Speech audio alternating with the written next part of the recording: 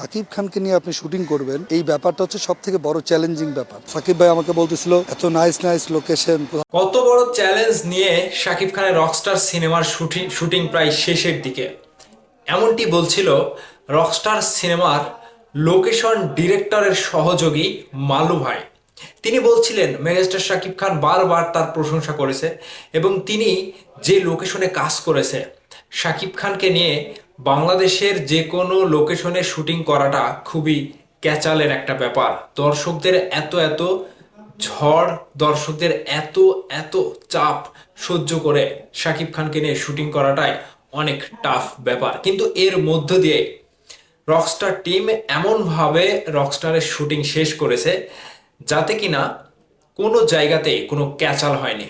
একেবারে স্পষ্টভাবে এমনই চ্যালেঞ্জের কথা জানালেন সেই মালু ভাই। তিনি রকস্টার নিয়ে আরও কিছু তথ্য দিয়েছেন, আপনাদের সাথে পুরো ভিডিও জুড়ে শেয়ার করব, আশা করছি সাথে থাকবেন।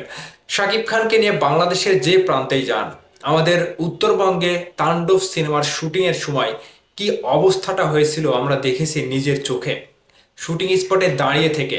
কিন্তু প্রিয়তমা সিনেমার শুটিংয়ে সিলেটে গিয়েছিল, সিলেটে যাওয়ার পরেও সেখানে একই অবস্থা।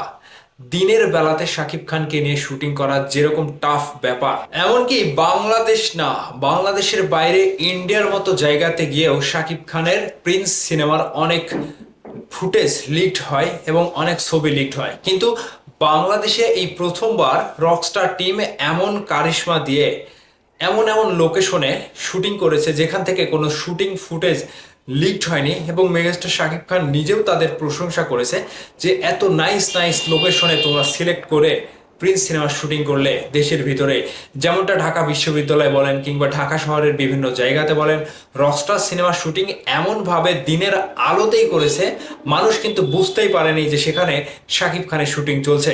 ঠিক এটাই হচ্ছে রকস্টার টিমের একটা নতুন ধারাবাহিকতা কিংবা নতুন একটা সিনেমার শুটিং করার একটা রেকর্ড বলতে পারেন। একটা বড় চ্যালেঞ্জ নিয়ে তারা দেশের ভিতরে এরকম সাধারণ লোকেশনে কিন্তু অসাধারণভাবে শাকিব খানের এত বড় একটা সিনেমার শুটিং তারা শেষ করে ফেলেছে।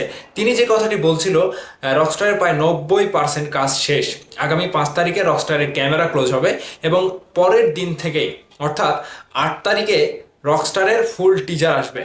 ফুল টিজার বলতে সিনেম্যাটিক যে টিজারটা, আর অ্যানিমেশন টিজারটা আসবে আগামী 1 তারিখে। আজকে 29 তারিখ, আর 2-1 দিন পরেই অ্যানিমেটেড টিজারটা আমরা পেয়ে যাব।